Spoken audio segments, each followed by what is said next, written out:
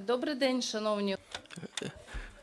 Good, good morning, dear friends, colleagues. We are welcoming you at our online event for presentation of our research into the credit market in Ukraine, which was implemented jointly with the USAID project Transformation of the Financial Sector and supported by CBR. Probably that it's well known that economic growth and well-being are linked to bank credits and accessibility of credits for housing or for the needs of small and medium businesses are one of the program priorities of both the president and the government. That's why the topic of crediting is not new, and recently there have been a lot of discussions around it and who banks should issue loans to, who may obtain credits, and what is necessary to do to obtain loans. But unfortunately, during these discussions, they often forget that credit is not a subsidy and not a kind of social aid, but a market relationship between the borrower and the bank issues not its own money but the money of the deposit holders, and this money has to be returned, and the accessibility of the banks depends not only on the desire of the banks, but on a set of factors. And that's why what is going on in the credit market in Ukraine, which factors influence these dynamics, and what is possible to do in order to improve the situation, were the central topics of our research. And jointly with the partner of USAID project, research into financial markets, and interesting aspects of this research can indicate on the readiness and possibilities of the banks to give credits, and more detailed it will be covered in our program. And now I am inviting Yulia Vitka, Deputy Head of the USAID Program Transformation of Financial Sector. Yulia Vitka, you're welcome.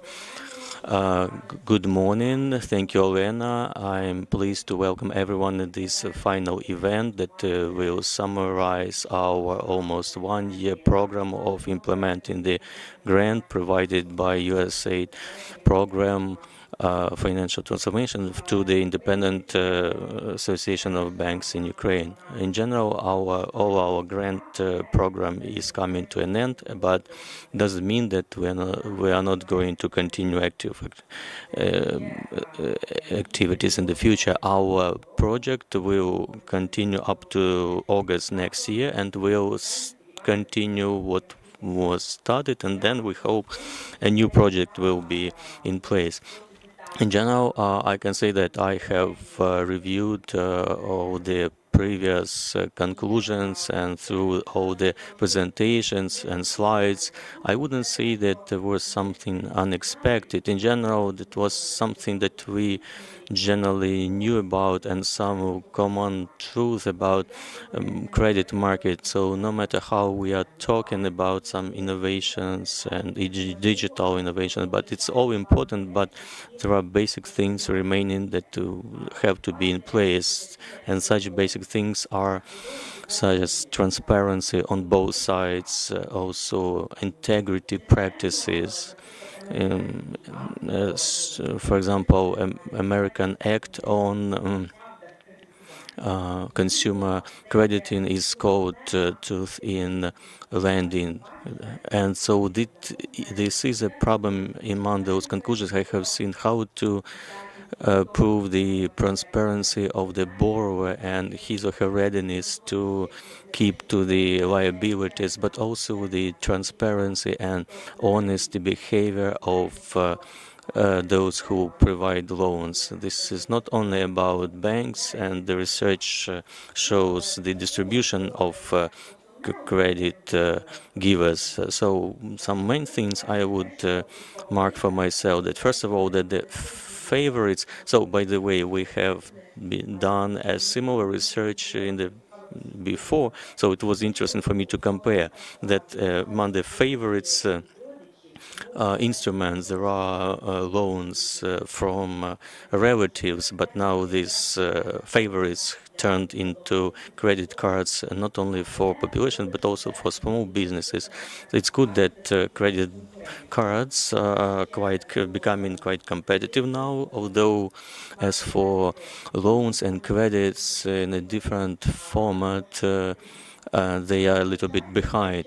Also, we still have quite high percentage of the population and small businesses who do not want to obtain loans and probably consider them as kind of evil or out of other reasons, especially out of population, almost half of the population, like it was in our previous research.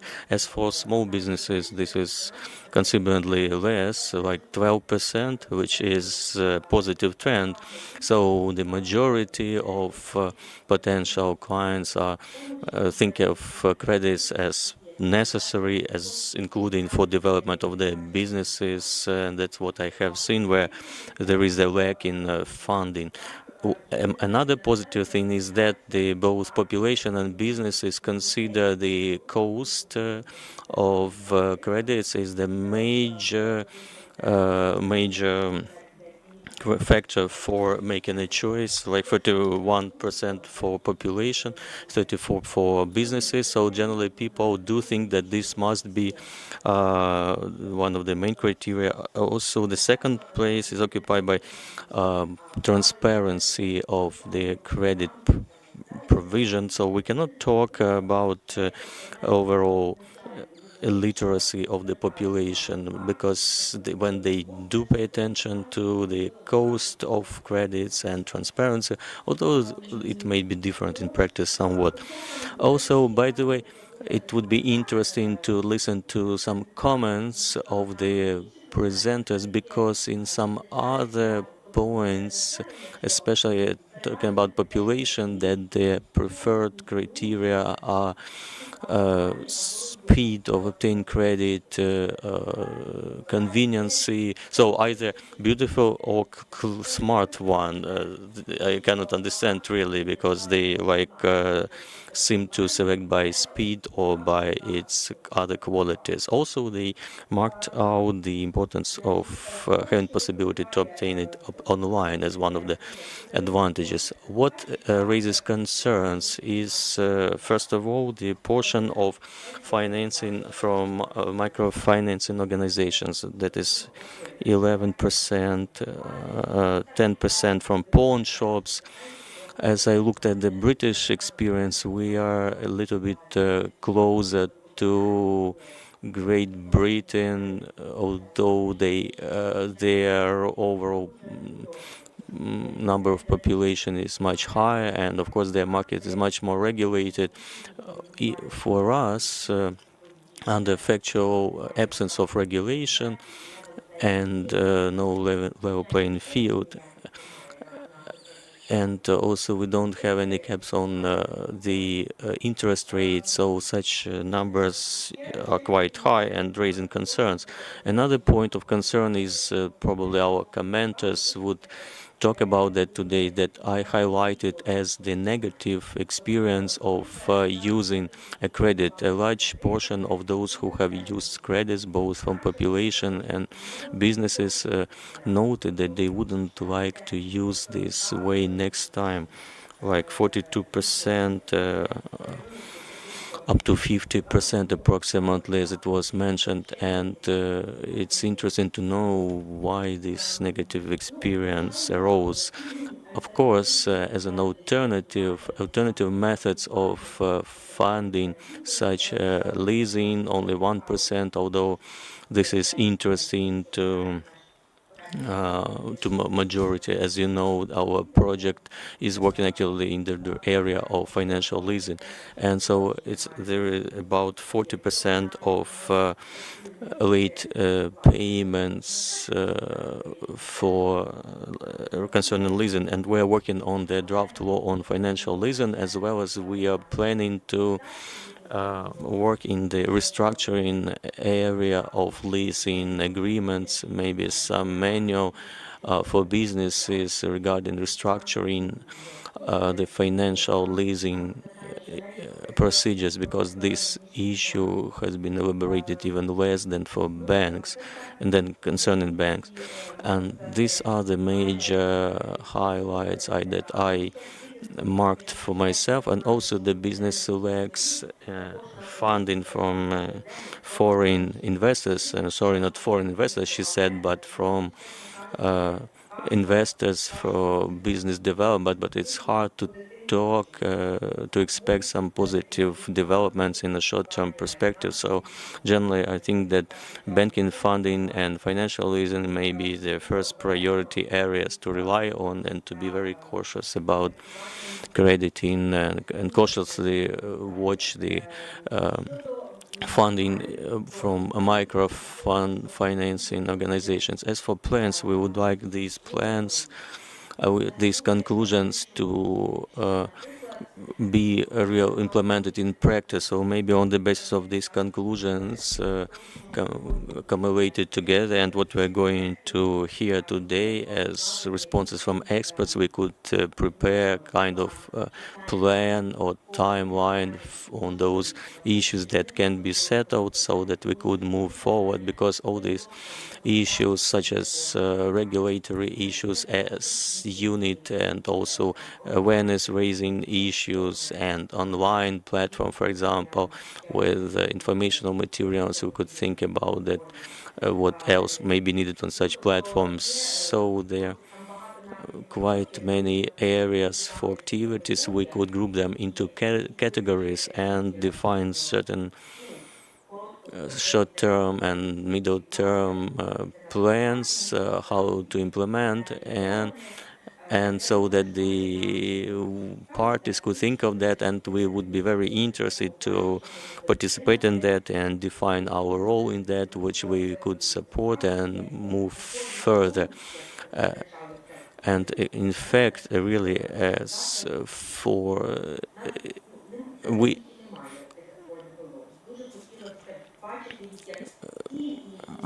we must have certain activities and further points of developments, and we should see the activities, how to achieve that. We'd like to join that. It's not only on the grant support, we could work through other mechanisms, that would be pleased to join such practical plan of implementation of such ideas and conclusions. Thank you for your attention. Thank you, Pani Yulia. Of course, this research will not be the only one, and I hope that all the recommendations and which are result of this research will be reflected in certain draft laws or some regulatory acts, and we'll be happy to connect you and USA to involve you in this process. We're always open to communication, cooperation with you. I'd like to say that National Association of Banks of Ukraine is a bank association. We have certain expertise, quite strong expertise regarding credit market and its issues regarding from the point of view of banks. But in order to see this market on the other side, we invited CBR company, which specialize in implementing financial research, and in order to help us investigate the needs, credit needs of the population and businesses. Today we have Lydia Kuliba, who is the head of financial research of CBR company, and I would like to invite her to presentation, and I would also ask her to comment the questions, the comments that were from Julia. Good morning, dear colleagues. Good morning, dear colleagues. My name is Lydia, and I represent CBR company. We were responsible for implementing the research of the population and businesses from the point of view of their needs in loans, in credits, and special features of using credit products. So briefly, I will present the methodology of how we how we implemented our research. Also, I will respond to Julia's comments. We implemented this research in October, and we surveyed population audience and business population, and as population we cover 21 to 55 years old population audience. We focused on this audience living in cities because it's the core audience which is inclined to using loans, which is employable and which is taking care of financial instruments. We've implemented 800 interviews through online surveying. As for business audience, we covered formally registered businesses in Ukraine, that is individual entrepreneurs and legal entities with annual income up to 30 million hryvnias per year. We use telephone surveying. We communicated with the responsible person in charge in such businesses who were responsible for communication with businesses, with banks, and we had 300 interviews with individual entrepreneurs and legal entities.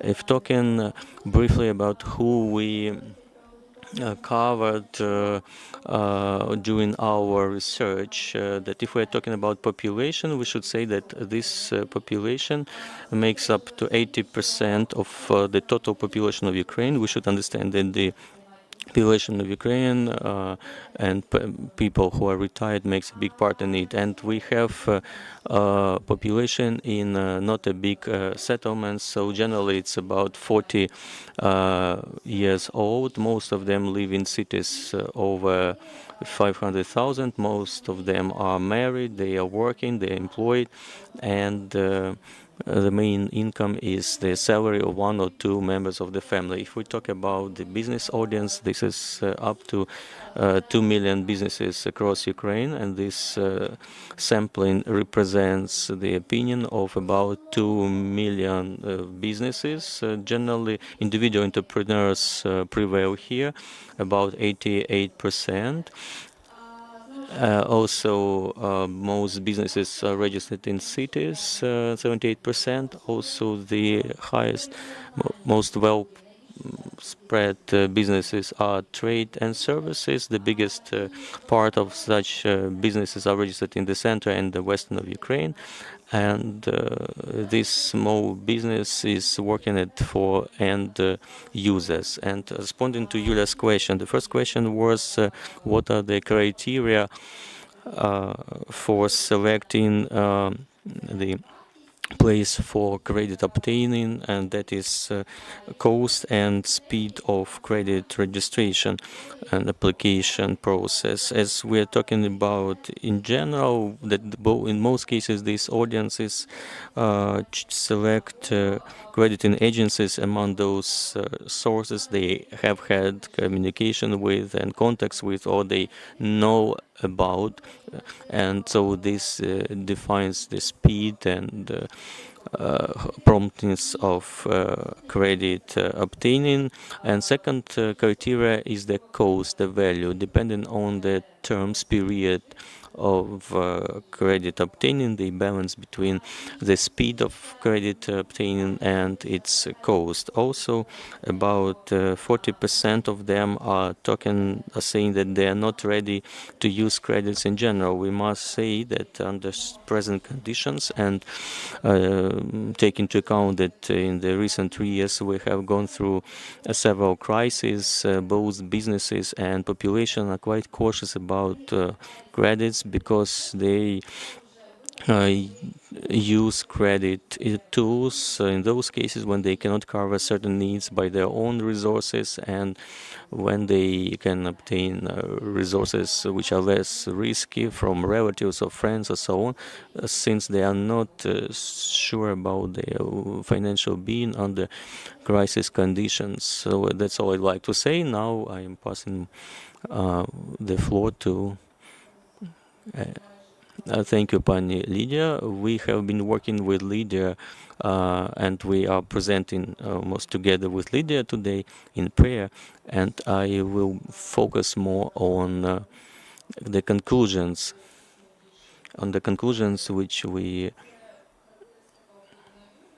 This is about the characteristics of the surveyed sampling. I will not pay attention to that again, as what Lydia has already talked about. I will say that the COVID-19 pandemic has had a negative impact. As for employability, 16% of people have felt that, and for the income, it has negatively impacted almost half of the and only about 6% of respondents expect improvements, and general financial moods within the COVID situation seems like everything bad has already happened. That's why only 6% expect worse. As for the money needs, most of the surveyed people, most of them face the situation with the lack of funds for consumer goods like houses, cars, vacation, although vacation has been used much less. As for daily expenses, there was shortage of funds for 36 of respondents, and almost half of this audience. Similar situation takes place only almost monthly. As next slide shows the general source for funding with the lack of, because of the lack of funds, is the credit limit using existing credit banks. Second popular source is loans from relatives or friends, and also credit loan from a bank, and also for bigger purchases for for development of businesses. As for the criteria for funding resource, that is about its cost, also the transparency and possibility for early repayment also matter here. We know that earlier it was not possible for all loans to have early repayment. Now it's quite permanent thing, characteristics of most loans, and this is a advantage for many users. And in hypothetical future situations with a lack of funds, so the response option, I will go to my relative friends, prevail. As we're talking, if talking about credits from financial institutions, the most convenient way of obtaining a loan is to use it on the card.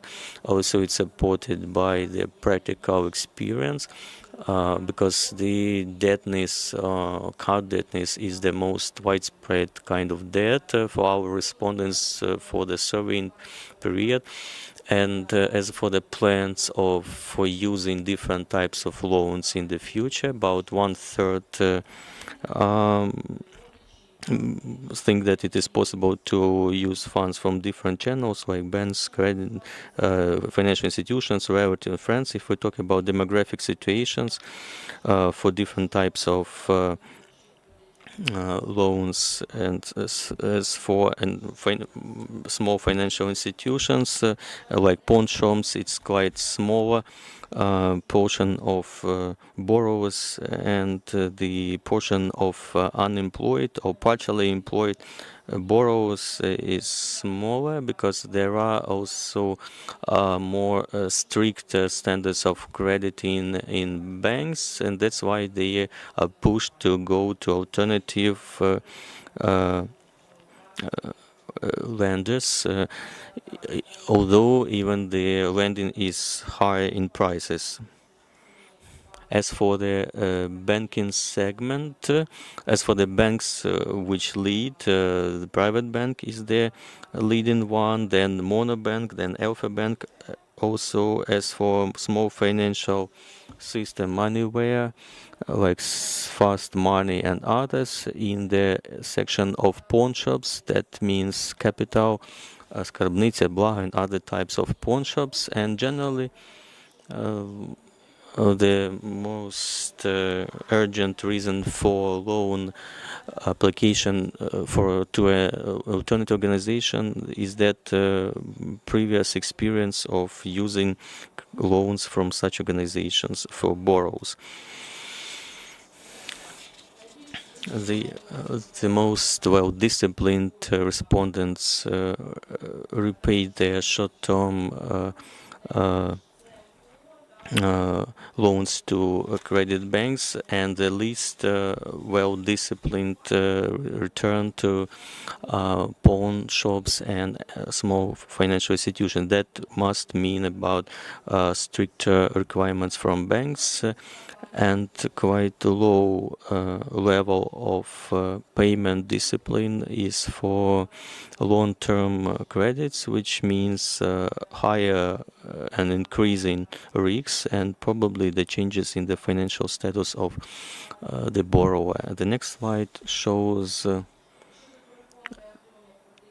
as for the barriers for loans obtainment, that is the cost of loans. As for small financial institutions and pawn shops, there is also a feeling that it may be not safe. It also correlates with the evaluation from respondents of different types of funding, like honesty, attention, readiness to help, to explain something. But although beyond competition is the sector of relatives and friends, and by these characteristics, banks certainly outperform small pawn shops and small financial institutions. As for businesses, we have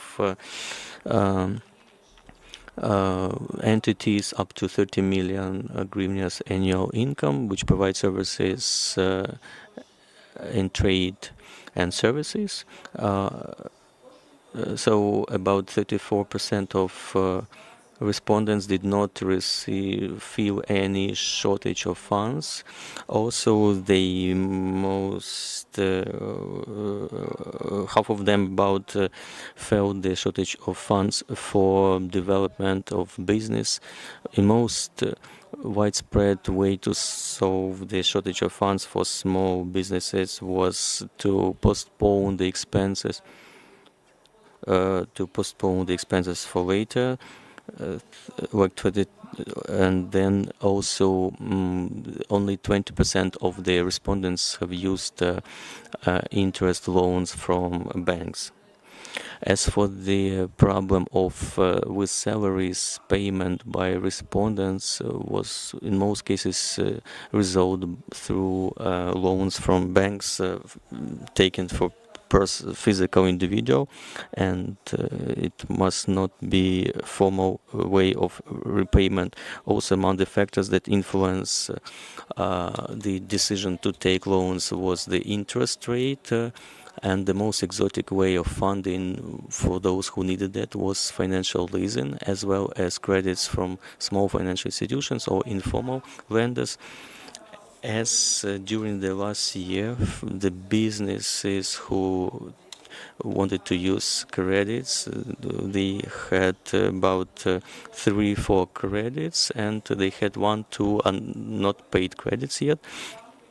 And the highest proportion is for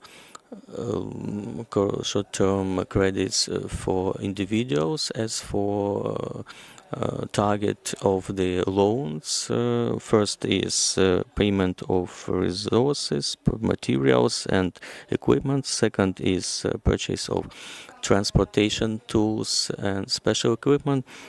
About 31% of respondents allowed for a possibility of late repayment and interest in results provided by the types of the survey about the types of funding, and the biggest part of the respondents evaluate the banks higher and generally worse the credits from small financial institution and informal credits. As for I will conclude with the attitudes of the small enterprises towards credit in general, including we cannot comment here because this audience tends to rely almost entirely on themselves, and only about 13% allow possibilities for being in to have loans is quite a normal thing in their opinion.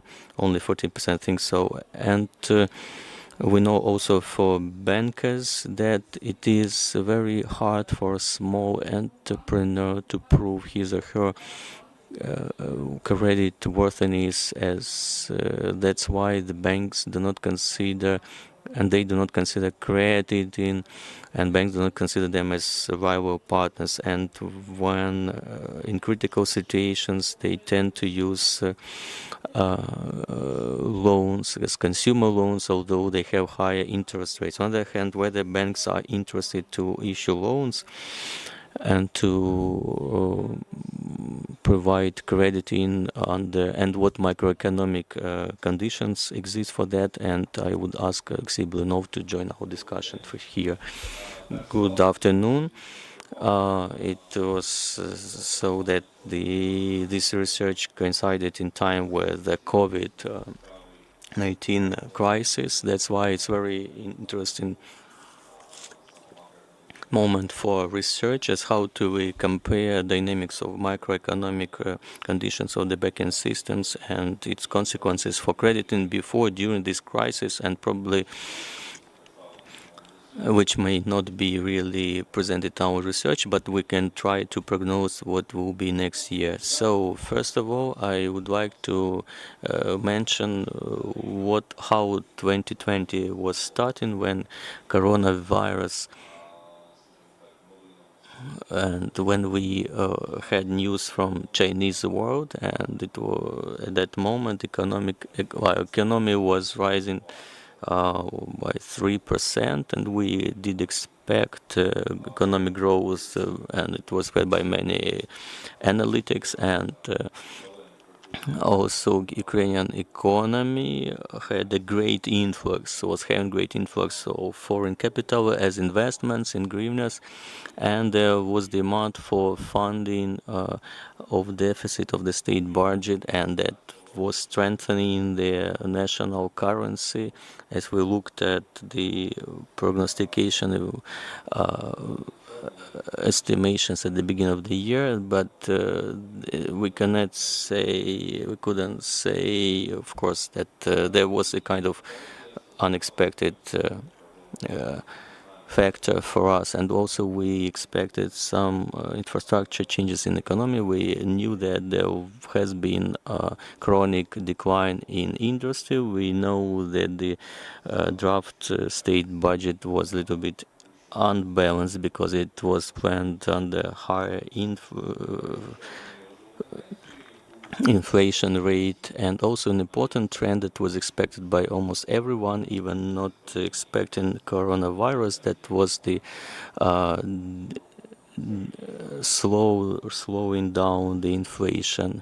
And if you look at the prognosis at the beginning of the year, there was kind of consensus there, notwithstanding the fact that coronavirus increased because it had, by the way, also de-inflation risks. What happened in spring when corona crisis burst? We need to distinguish short-term influence and long-term.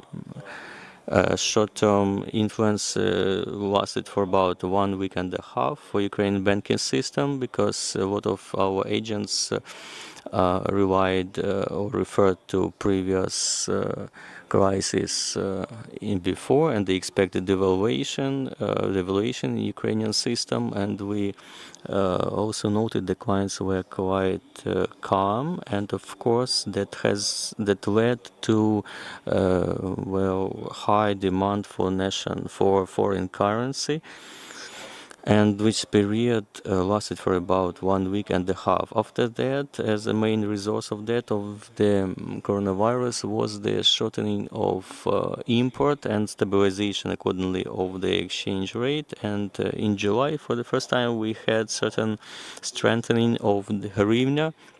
Also, we had very interesting effect of coronavirus, since a big number of transactions in economy was generally factually in a regulatory way limited, and the behavior of economic agents also changed, and we still can observe this trend that is a very fast and radical increase of remaining assets on the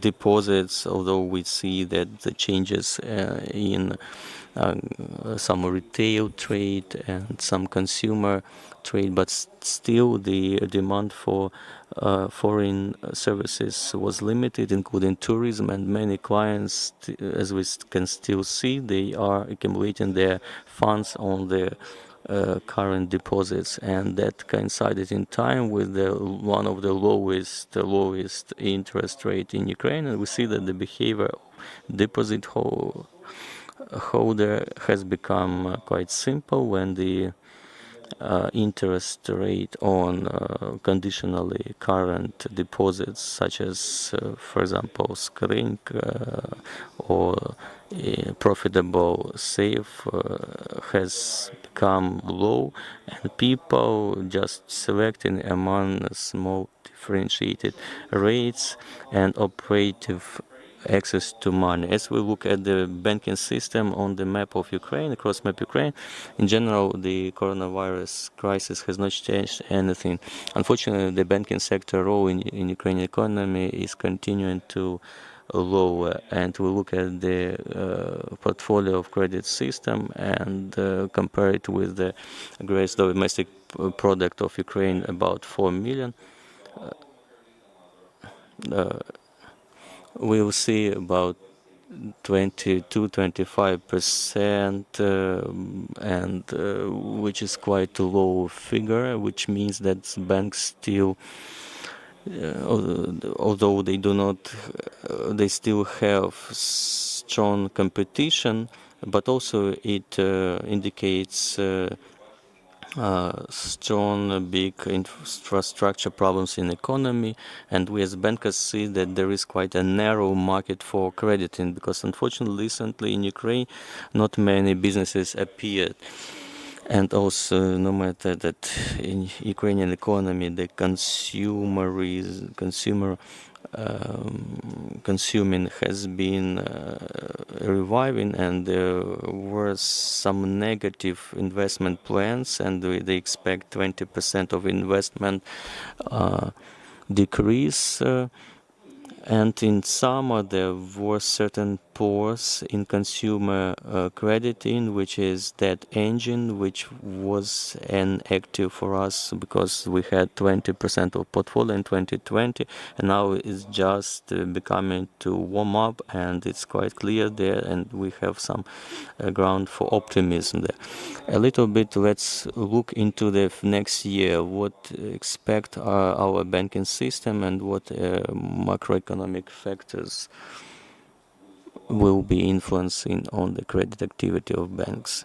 First, that is economic renewal, rebirth, as well as you mentioned in your survey. Economic agents, according to their feelings, everything bad is behind, and businesses also are now reviving, and they have normal plans for the next year. They all understand that even if epidemiologic situation will be worsening, but most probably new restrictions will be much less ruining that we had across the world in the second quarter of 2020. That's why if you look at the macro prognosis for Ukrainian economy, they are quite within a broad range, and that range can be explained by quite a deep decline this year, but next year they expect from 2 to 4% of growth. So of course, if you do not prognose a new unexpected crisis, and accordingly a lot of businesses have similar indicators of growth in their business plans. Also, another important trend of the next year, which is has been recognized by the National Bank, is that situation with renewing the economy, and the situation with rising the of the minimum salary will influence on the inflation, and indirectly will influence on interest rates. We have a unique situation now when in general the borrowers can can enjoy it if they expect growth of their business in next year, because now we have the lowest interest rates in any currency Ukraine, and most probably that in half a year the rates will be higher. So this period for loans obtaining should be used. And if we look at even quite conservative opinions published by national banks regarding the discount rate, now we have about 1.5% growth, but in our opinion it may be even higher next year. As for the state sector, here we have banks which would like to have to be credited much more, to credit much more. We may not obtain profit by not crediting. You know that under current situation banks are over liquid now, because now the coverage of credits and deposits is about 70% in hryvnia, and in foreign currency is only 60%. It means that almost half of the deposits, banking deposits, are not worked on crediting and not allowing us to obtain interest profit. And unfortunately the situation is not changing, and the deposits continue to come, but crediting is behind, and that's why the so it's the issue of possibility for active state borrowings to push out banking crediting is quite a key issue for 2021. So it's quite important for the state to seek a balance and to be more active with filling the credit with out of external sources. Now we can see a certain breakthrough, but unfortunately this prospect cannot be limited by December 31st, but we have also issues of the next year, and also the question of the prospects of macroeconomic conditions and policies. Unfortunately, we can see that a lot of very many businesses do not take loans because their prospects and expectations are limited so much by short-term expectations, and unfortunately we all the time our state participation in macroeconomic sense and its influence means whether we can close the budget for this year. For investment it's very important, and for businesses it's important to have at least 3-year prospect of microfinancial stability. And from the National Bank of Ukraine we can see such preconditions have been applied, including investment targeting. Very many businesses were able to assure themselves that the dynamics of inflation and foreign and currency market are under control and are regulated through a known mechanism. There are certain risks, but they can be covered by hedging. But on the other hand, this continuous tension of how we're going to finalize the state budget, whether there will be monetary fund loans or not, it is generating ongoing uncertainty for macroeconomic agents and for crediting. It is very important so that the state is the long-term safeguard, ensuring long-term perspective in financial policy. Thank you. Then also there is a question. Thank you. How do you evaluate the expected January lockdown, and what are the prospects for the interest rates not for the nearest half a year, but maybe at least for January, February? What can we expect for exchange rates and for interest rates?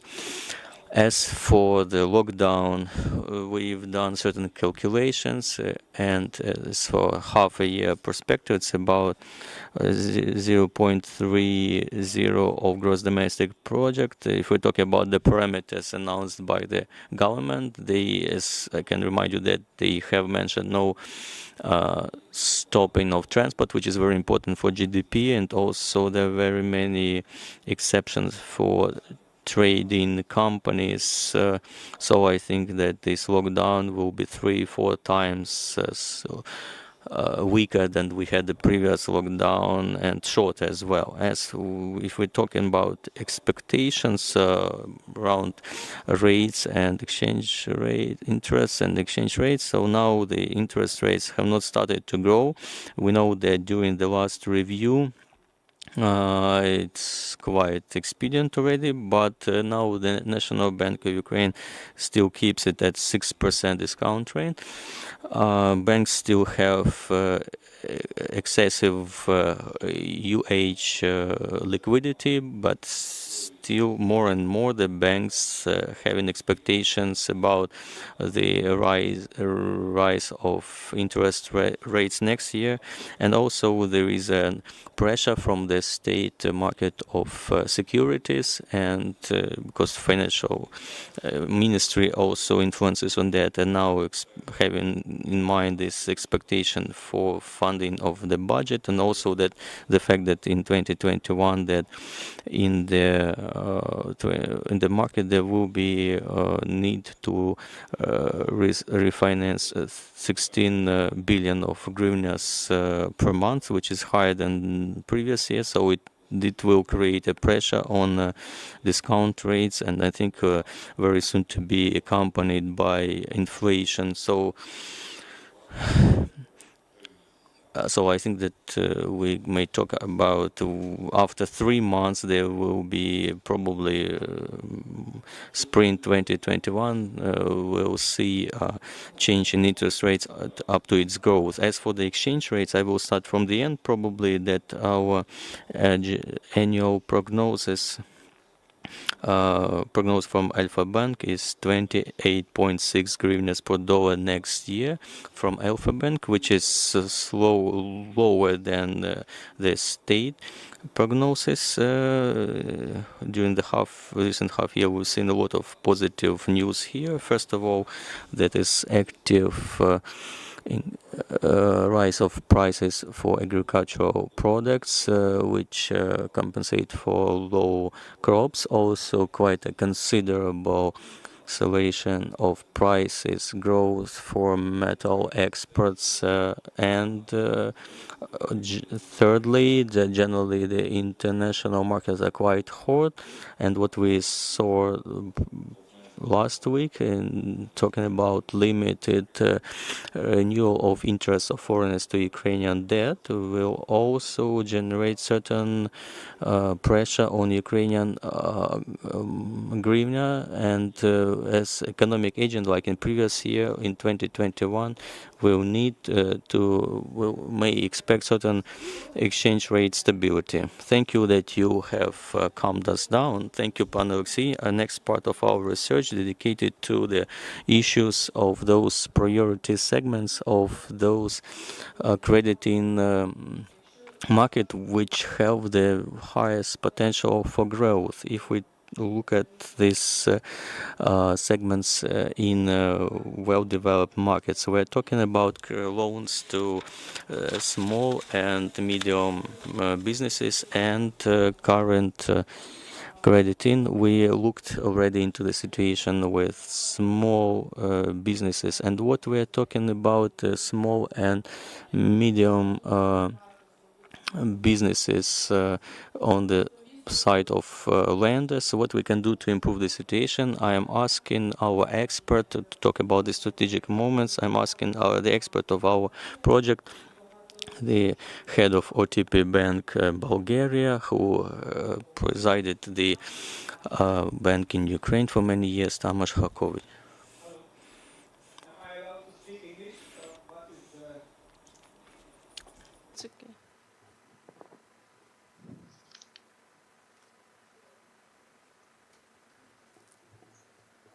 Lena, English is all right?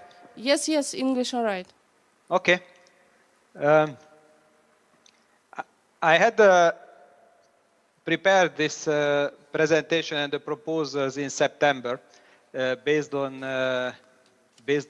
data from August, and at the end of September, beginning of October, I left Ukraine.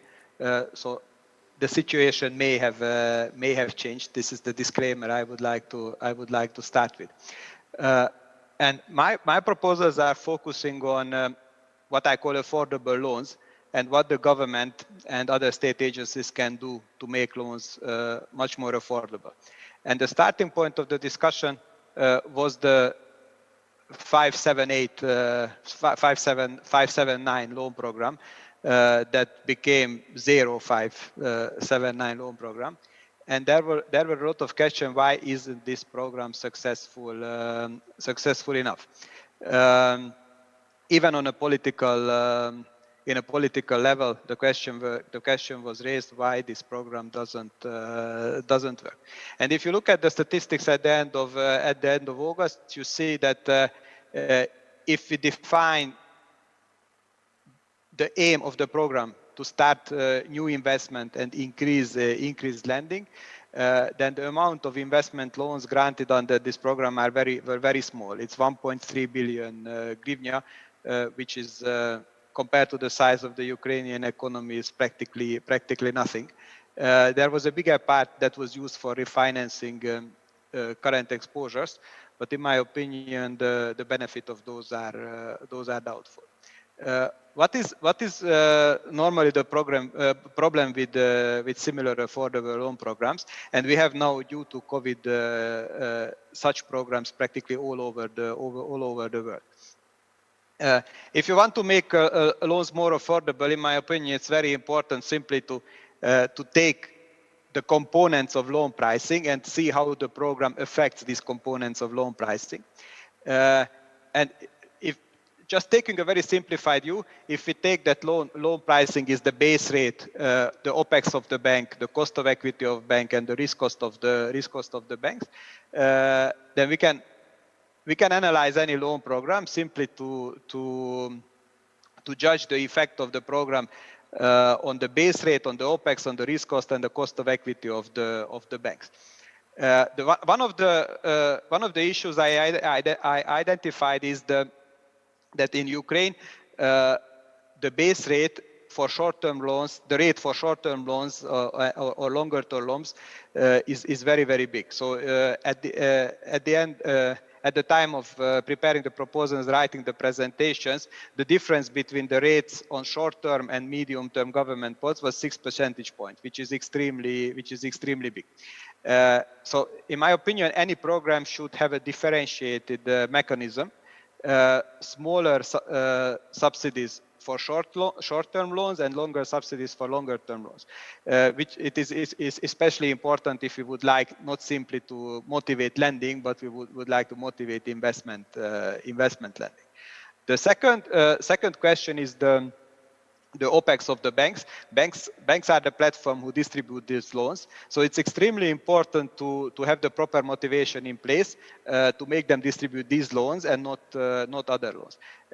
In terms of OPEX, the most important question is how complex is the program to administer?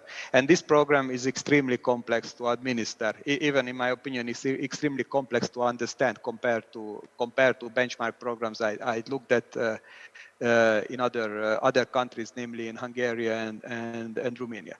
So it's very important to try to minimize complexity. One of the first questions when you analyze the 579 program is that the creation of negligible number of jobs leads to extremely large problems in administering the loan program. And it makes absolutely no sense. Another issue was that COVID purpose was not defined in the program. So it's very important to reduce complexity, and if you reduce complexity of the program, you can even prescribe lean processes to the participating banks. You can, for example, you can say that under this program, if you want to participate, you have to grant the loan within 5 days or 10 days or whatever process is required. The next is next is risk cost, and compared with best practice or European best practice, the Ukrainian government doesn't offer generous loan guarantees. The generous loan guarantees have, if they are really generous, they have several impacts. One impact is they make the product or make the loan available to segments that are otherwise not creditworthy. The second, it encourages competition by leveling the playing field of banks who have less or more risk appetite to lend this segment. And last but not least, and this is the fourth component of loan pricing, generous loan guarantees release capital. So to sum it up, in order to make the affordable loan program more successful, and increase lending and incentivize investment, in my opinion, that it has to be significantly modified, and it has to be taken into account that the interests of banks who should distribute these loans. Number one, there should be a differentiated mechanism to incentivize longer-term lending as compared to shorter-term lending. The second is the complexity of administering the program should be reduced to an absolute minimum, and there should be generous loan guarantees in order to open up new segments. I added two more components into the analysis. One component is the distribution platforms. I mentioned that it's very important to have as broad distribution as possible. And once again, based on European practice, similar programs could be opened for other financial companies, most notably leasing companies, who could be more effective and faster to distribute similar programs. And last but not least, I added one more component, which is funding. Funding is not necessarily a big problem in the market, certainly not on the European market, but it has not been the case recently in Ukraine either.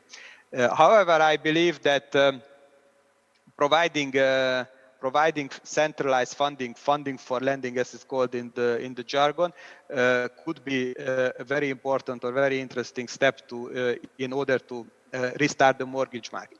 The mortgage market is practically not existent in Ukraine, and in terms of mortgage, I am not only talking about residential mortgages, but there is a mortgage market in the corporate segment, and the most interesting and the biggest volume could be the agricultural land, which is mortgage lending.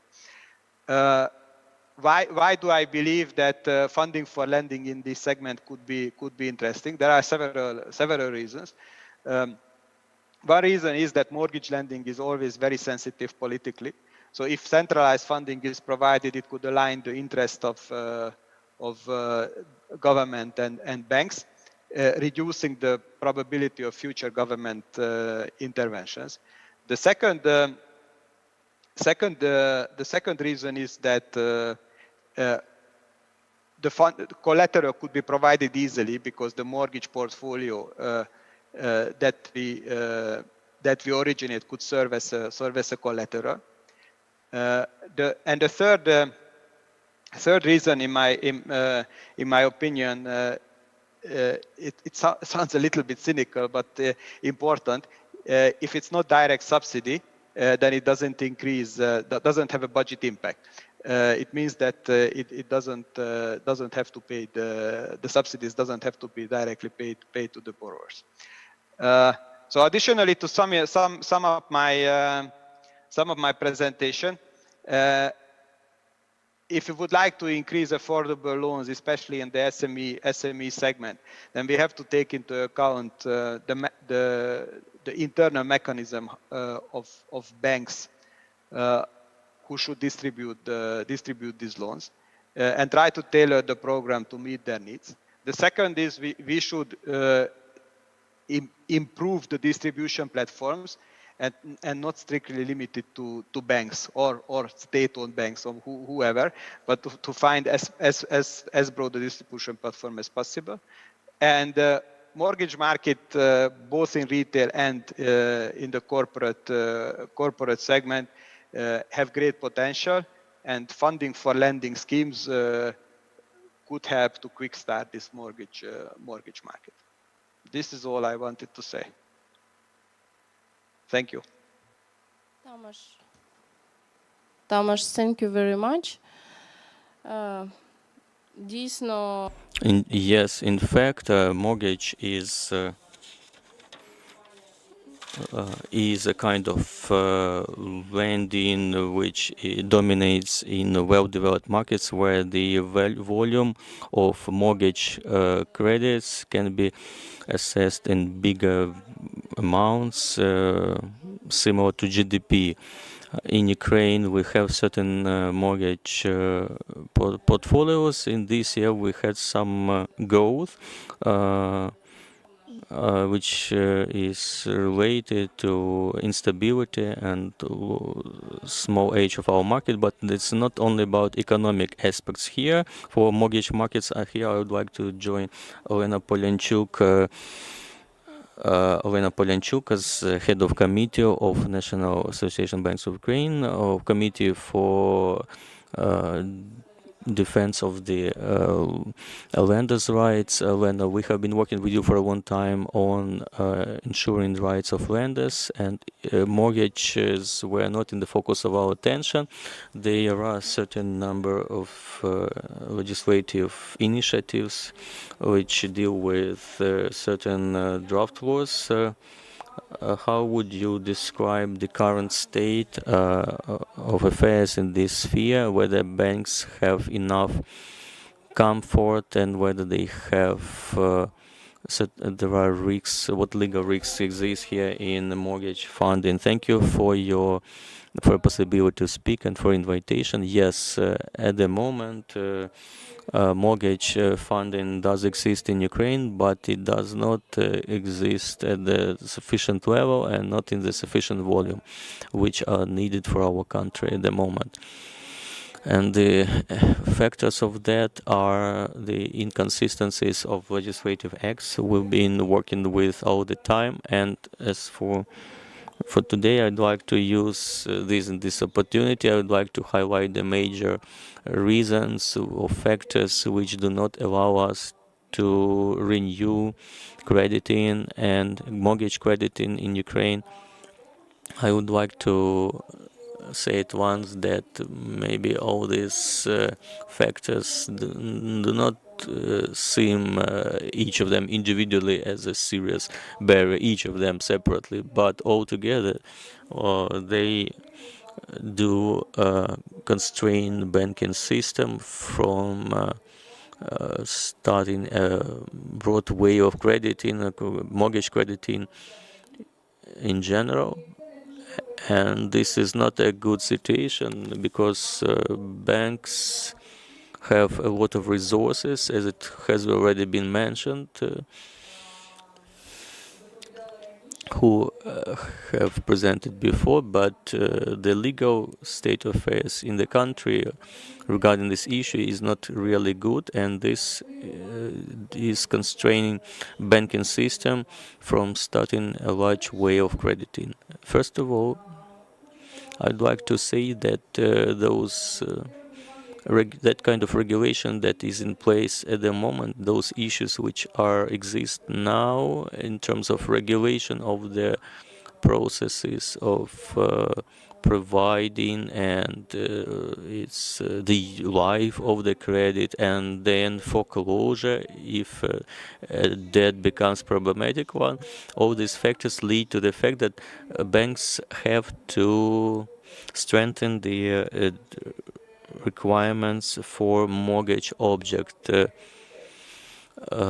Just because of the low level of the mortgage object funding, and we do understand that mortgage or property is just collateral, and we do expect reimbursement repayment in a monetary way, because this is the basis for banking activities, that is providing credits and repayment of debts and interest rates through monetary ways. But that's cooperation between the lender and borrower, and the relationship between borrower and lender are not quite pleasant when we're talking about forcing repayment, and this should be very clearly stated and regulated in current legislation. Besides that, we also need to mention that limiting the access to banks for certain categories of creditworthy lenders, borrowers, I will mention later, and also quite a high cost of loans because of the high fees for risk risk fees, and because each bank bears certain risks for each mortgage loan, because we cannot foresee how this credit is going to operate and how it will be repaid. That's why we'll talk more in detail in this. First risk is inefficiency of out-of-court regulation using the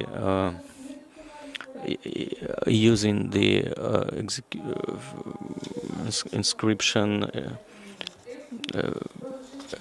a writ of execution by notaries. There is certain inconsistency for notaries in this issue. There are certain inaccuracies, and the proposed and the resolution of Cabinet of Ministers on this does not list the clearly specified list of documents for notaries enforcement inscription, and also they allow certain double interpretation, different interpretation of the same norms. Also, we have to say that it's one of the most effective ways for foreclosure in Ukraine, and now the inefficiency of this mechanism at the moment does create certain consequences for banking system. The next problem is the eviction or leasing from the mortgaged housing. We're talking about eviction during the process of foreclosure. There is certain conflict between the civil code and the housing code of Ukraine regarding the rights of ownership and rights of residence. We all know that there is the right of ownership, use and disposal of property, which is stipulated by the civil code, and there is also the right of residing in that property, and also there is a right of eviction and canceling the registration of persons who are residing or registered in that residence place, and certain imperfections of the procedure of registration lead to certain coincidence of registration rights with the rights of ownership, which leads to impossibility of eviction of former dwellers, and which also does limit the rights of the new owner, which who cannot dispose and use his or her new property, even to have inspection of it. Besides, we have restrictions for eviction, on eviction, if that housing was bought using not borrowed funds, and also there is a requirement to provide another permanent residence for evicted people, and we have no regulations at the legislative level of how to implement the procedure of such eviction and providing additional substitute residence place for evicted people. The state was supposed to create a certain social fund of housing for such borrowers who have to be evicted, but this fund does not exist, and this creates certain problems. Also, another big issue is the impossibility to alienate or sell mortgaged property. The right of using it belongs to underage children, because in the existing legislation related to this issue require prior consent agreement from the trustees board for disposal of the property which related to underage children, and also the direct participation of state committees in this process, and also forced procedure of forced eviction. Also have to harmonize it first prior to that with relevant bodies of state for children protection. We do understand that these measures are very important to protect the interests and rights of children. These are necessary element of communication, of relationship with the state, but they extend over the housing that was bought using loans and that was mortgaged, and that's why the respective body of children's protection, of course, we understand it's their duty to protect the rights of children, but we understand that as a rule, protecting the rights of children, they usually, in fact, never issue any permission if borrowers face any problem. So if there are underage children, it's simply impossible at all to have forced foreclosure for housing that was bought using loans, and it's impossible to execute regarding the property that was mortgaged when the credit was obtained for other goals as well, not for buying this property. Also, there has been broad practice when non-honest borrowers register underage children in their housing premises who are not members of their families and not related to their families at all, and banks have to be facing problems associated with that. So as for today regarding the execution of decisions is open, and the rules of current legislation are contradictory, and they require necessary legislative settlement. We of course understand that this is not the whole pool of mortgage credits exists in Ukraine, but this problem does exist, and it's quite sensitive for Ukrainian banking sector and for borrowers as well, and this has to be regulated at the legislative level. And also we need to review certain legislative acts related to that. Another problem, inconsistency of legislative acts regarding the cancellation of registration actions. The law of Ukraine on mortgage means that cancelling of registration of actions can be sued against only in court. That means that cancellation of registration actions is possible only using judicial procedures. At the same time, the law of Ukraine on state registration of property rights for real estate stipulate the cancellation of registration actions by the Ministry of Justice. So the banking system is facing risks of loss of mortgage object due to the imperfect registration procedures when there is a dispute between the sides, and in case if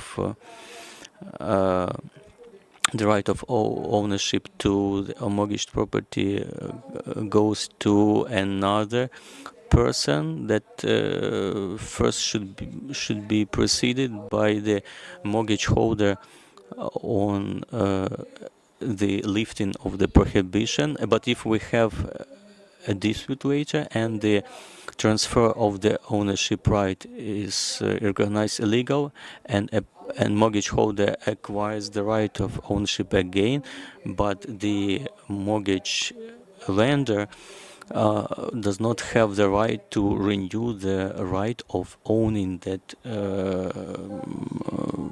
ownership to that mortgage holder again. Also, we have certain risks for mortgage lending at the primary market. We are talking about the absence of efficient mechanism of control over the implementation of liabilities at the stage of construction regarding the observation of construction norms, and also we need to mention the artificial bankruptcy of developers, which may have an influence impact on the creditors or lenders' rights. Also, I would like to pay your attention to a big number of moratoria which can satisfy the needs of creditors, including a well-known moratorium on alienation of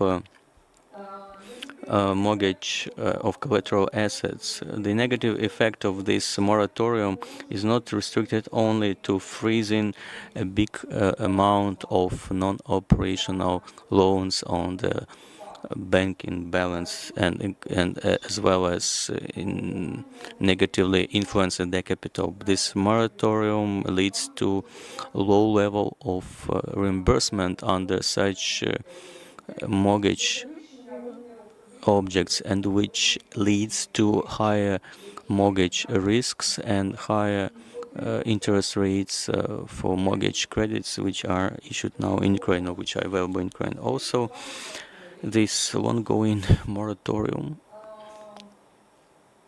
which had to be cancelled, lifted in October 2020, and which was prolonged till April next year, is an indicator of the absence of the balance between the rights of the creditors and lenders and borrowers, and it is a certain factor of the inclination of the state to discriminate lenders under unfavorable macro economic conditions. There is a number of other moratoriums which have to be paid attention to, and the draft laws that may implement such moratoriums. There is a certain set of draft laws regarding credit liabilities of former ATO participants, which in particular, based on the proposed norms, can be released from interest payments, or there may be moratorium imposed on foreclosure procedure for such for such borrowers, and these draft laws are now being considered by Verkhovna Rada. And if we look at the content of these draft laws, they transfer all the negative consequences of failure to observe economic liabilities, financial liabilities onto banks and to lenders, which will of course lead to increased losses and reducing the bank's assets without any reimbursement mechanism and safeguards for such borrowers, notwithstanding their material financial status and capability of implementing their liabilities. For example, we can give as an example draft law 2781.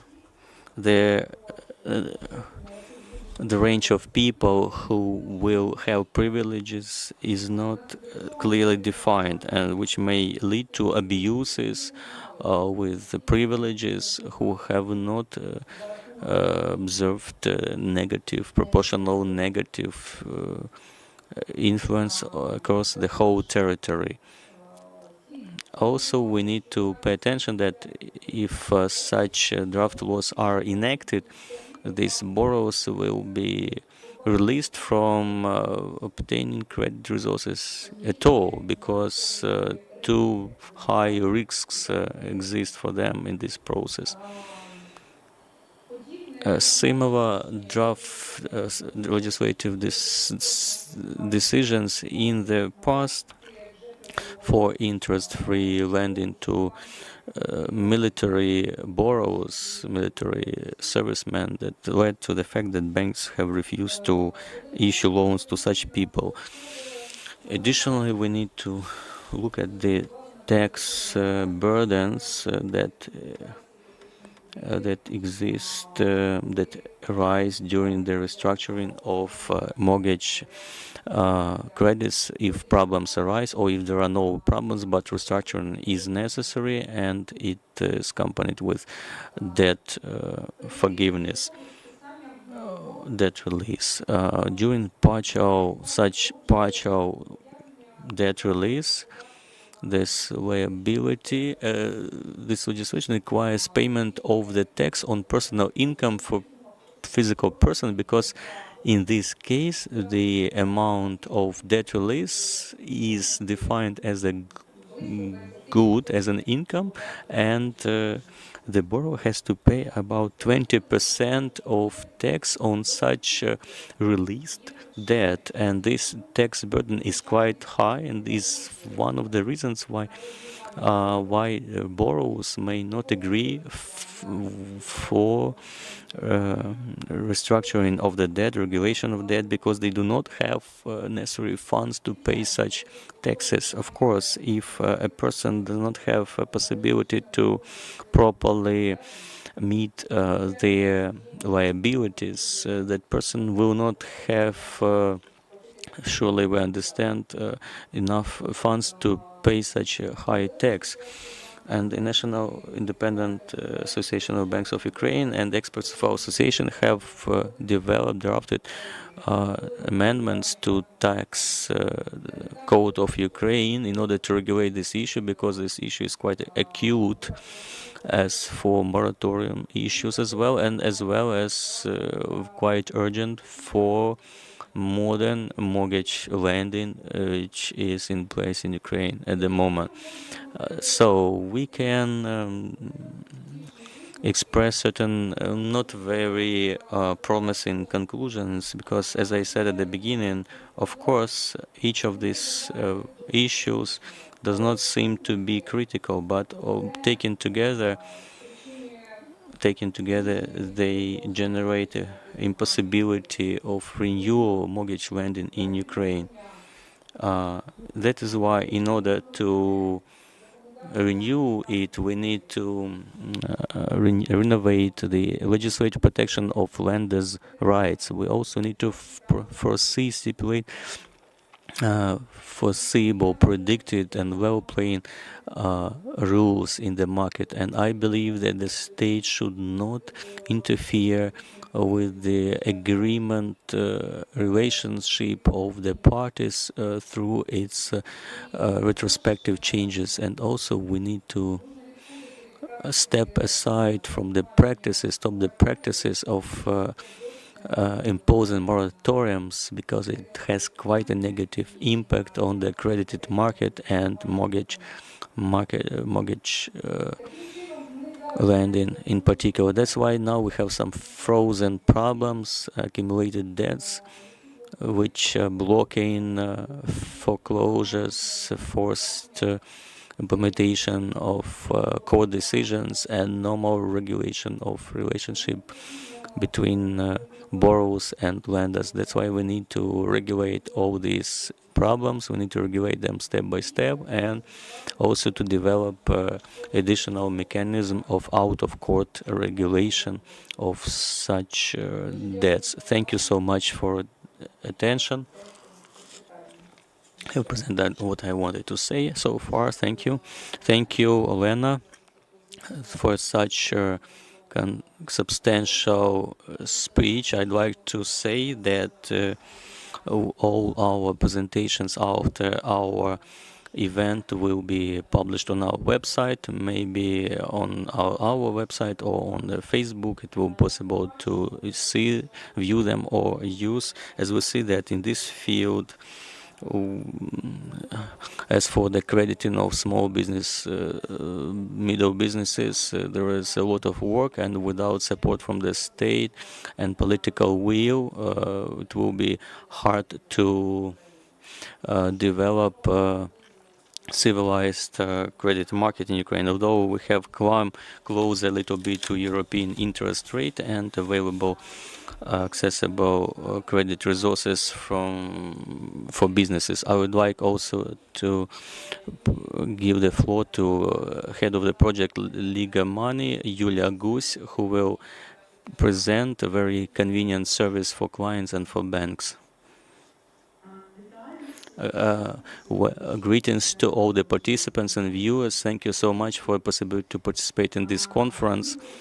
I was very interested to listen to the results of the research into the credit market in Ukraine. It was very interesting to listen to the criteria why people select certain credit resources, for example, the cost and the speed. Also, it was important to hear that 42% of Ukraine, or those surveyed respondents who participate in this research, are not ready to use credits, and partially it is connected to their negative experience. It was interesting to hear, and thank you for the presentation from regarding macroeconomic prognosis and also for mortgage loans. We know that crediting, including consumer crediting, is a driving force of the economy, but it depends on,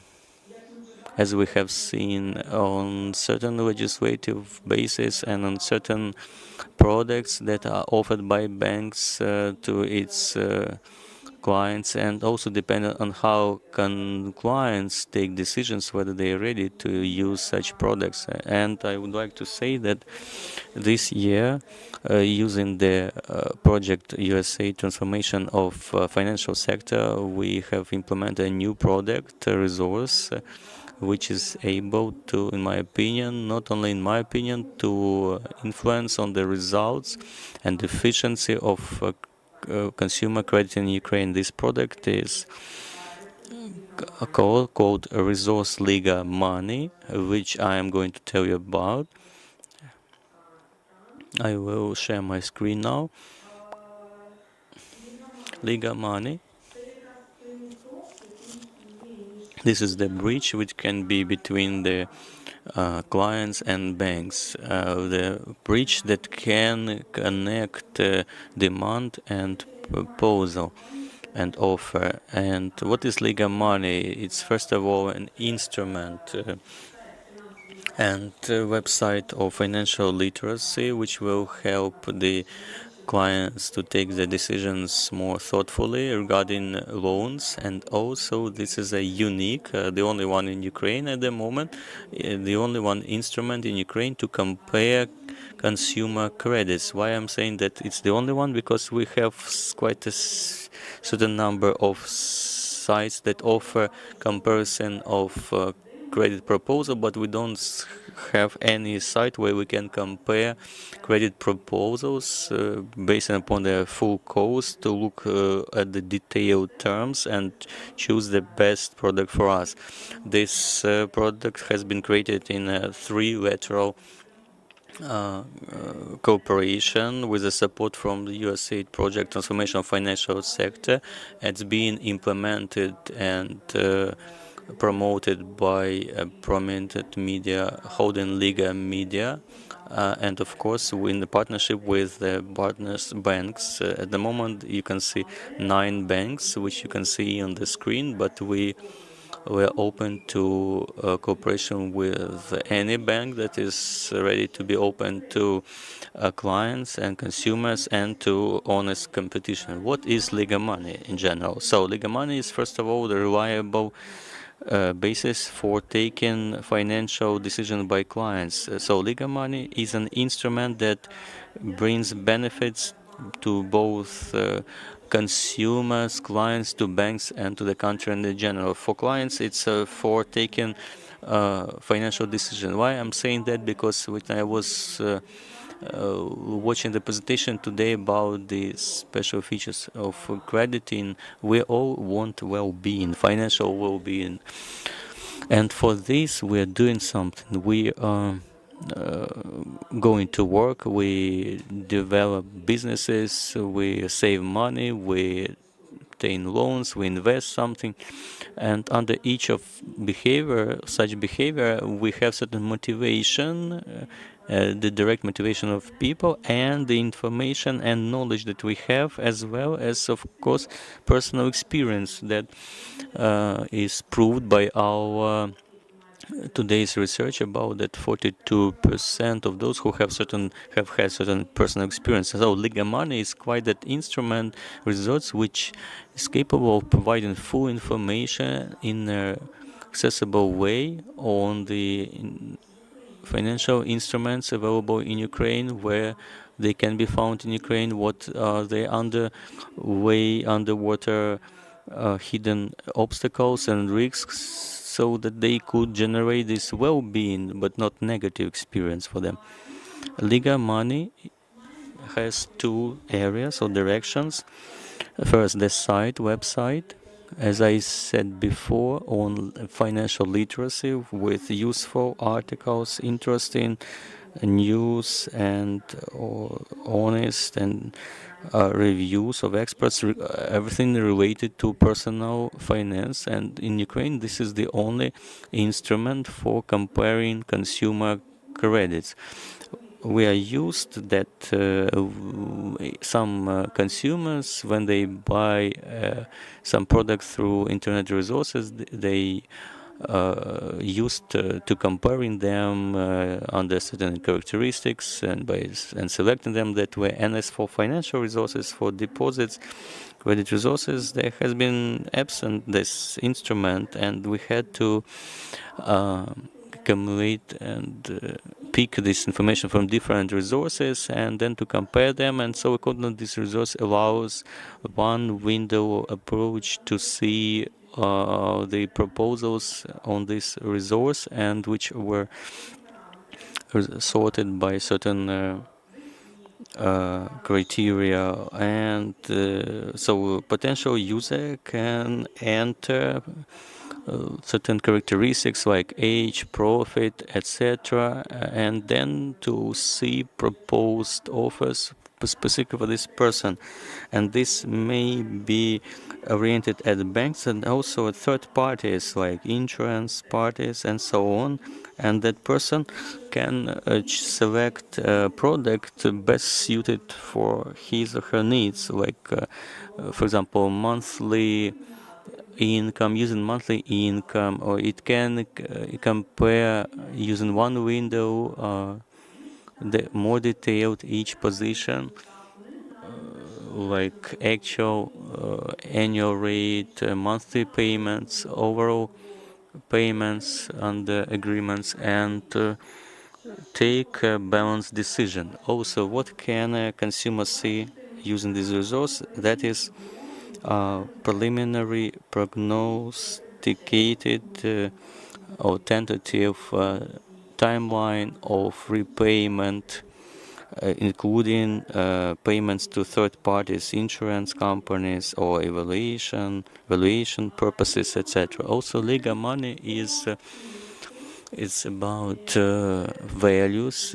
It's based on the values. First, consumer or user beyond everything, and everything we have been doing, we are aspiring for providing the user with all the information, instruments to help him or her increase their well-being. Second value is independence, because the opinions and the articles that we are publishing are our own thoughts, opinions, and of those experts we cite, we quote. There is any advertisement from interested parties is interested from the website to avoid conflict of interest. So all the users need to see reliable information for balanced decisions, and also reliability and validity of information, so that information is accurate and valid. All the banks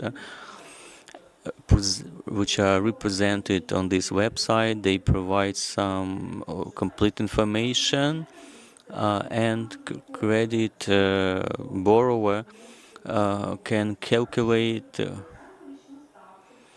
So they provide all the information and decide that instrument estimates and calculates the average payment and other conditions, and this algorithm fully corresponds to legislation of Ukraine and developed in partnership with Liga Media. And reliability, validity. As for validity, all the information that is input by banks is checked in terms of validity.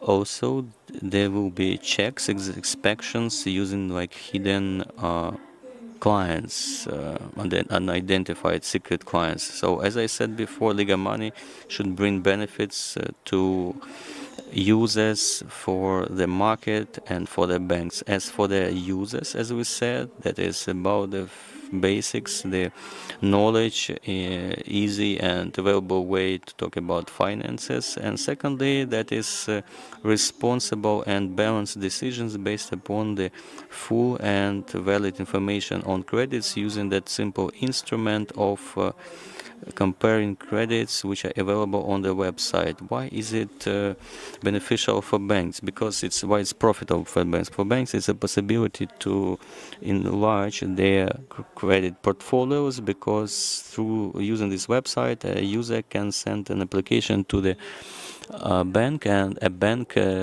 can get in touch directly with the user, and also this is about improving the quality of credit portfolio. So I'm talking about that because all the decisions that are taken in a balanced way means that these borrowers are more self-conscious and well informed, and there's less probability that they will become problematic borrowers. So what is the usefulness for Ukraine? As we can see from the research already presented today, there is certain percentage of distrust in the banks, in loans, which has been shaped due to some negative experience in using such products, first of all. And this instrument should increase the level of trust to banks and loans, because people will understand better what they use and how they're going to use that, and it will be easier for them to reach an agreement with them, and they will have more transparent terms for crediting, and they will understand that this is a reliable source of information, that this information has been checked before, and they will have higher trust in the banks that present their information, these resources. And also this is about development of honest competition and banking system in general. The prospects of Liga Money development. Now Liga Money has been in operation for 2.5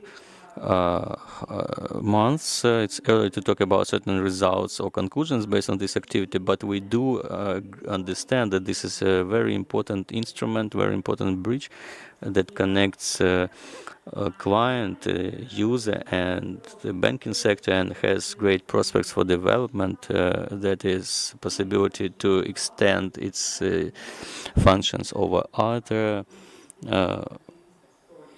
function or the financial instruments, also cooperation with, for example, Bureau of Credit Histories, and also talking about in the balanced and responsible decisions and increasing prosperity of Ukrainian banking system and Ukrainian system. Will look forward to other banks joining this system who provide loans to population in order to unite their efforts and using this synergy to provide the possibility to improve the well-being of both Ukrainians and banking system in general. Thank you so much for your attention, and I'm inviting all the banks to join this product, and clients can go to the Market site and take balance decision. Thank you.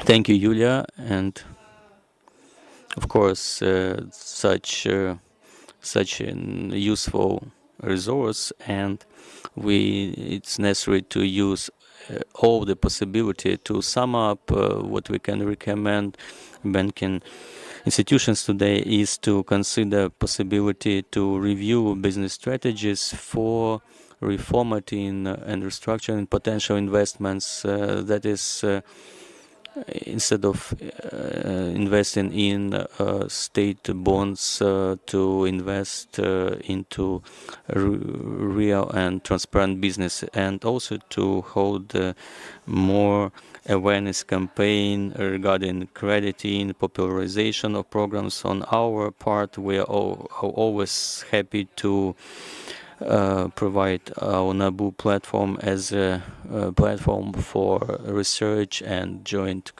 efforts. Of course, all the steps that were proposed in the section of recommendation will become effective if we undertake the implementation altogether, and the amendments and changes are very important. We have a lot of work ahead, both with banks and with authorities.